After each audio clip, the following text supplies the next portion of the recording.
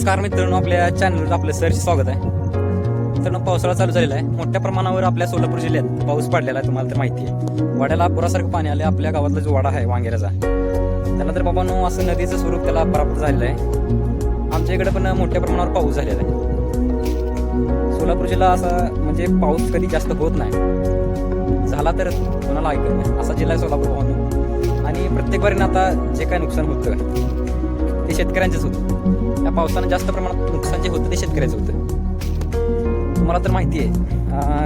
आता सांगायचं झालं तर जे काय संकट येतात, नैसर्गिक संकट असू दे, आपत्ती असू दे, ती सगळी कशामुळे येते तुम्हाला तर माहिती आहे. परंतु त्याच्यावरून जे जे काही नुकसान होतं ते फक्त शेतकऱ्याला भोगावं लागतं. मी पण एक शेतकऱ्याचा मुलगा आहे. आपले खूप मोठ्या प्रमाणावर नुकसान झालेलं आहे. तर आपण आलो शेतात. चांगला आता एक महिनाभर तर वापसा होणार नाही असं वाटते. पाऊस काय थांबायचं नाव घेत नाही. बघा पाणी कसं आहे बघा, इतके अशी घुसा लागले काय.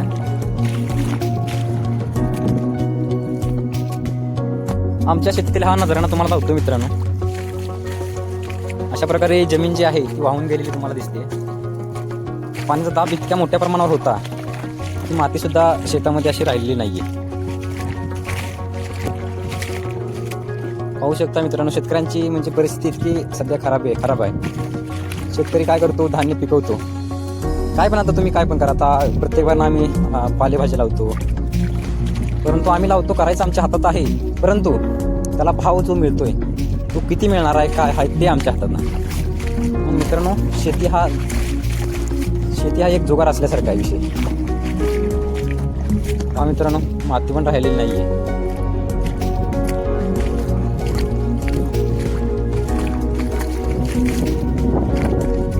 बाबा एक आनंदाची एक गोष्ट आहे दुसरी, 2 दिवसात आपलं विहिरीतलं पाणी असं अर्ध्याच्या वर आले.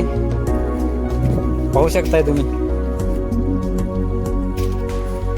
याचं समाधान शेतकऱ्याला, म्हणजे याचं समाधान काय असतं ते फक्त शेतकऱ्यांना समजते. म्हणून आता काय टेन्शन नाही बघा.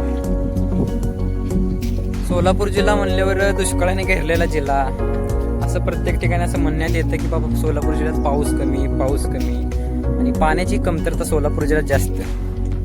आता मी पाहताय सातारा, कोल्हापूर तिकडे जरा ऊसाचं प्रमाण जास्त आहे, पाऊस जास्त आहे. तसं सोलापूर जिल्ह्यामध्ये नाही.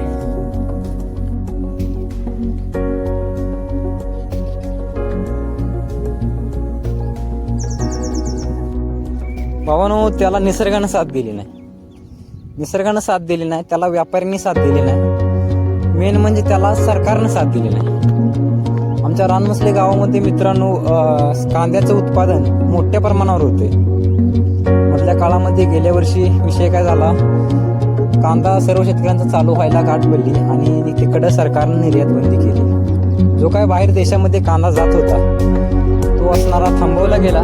त्यामुळे काय झालं तर मार्केट पडलं.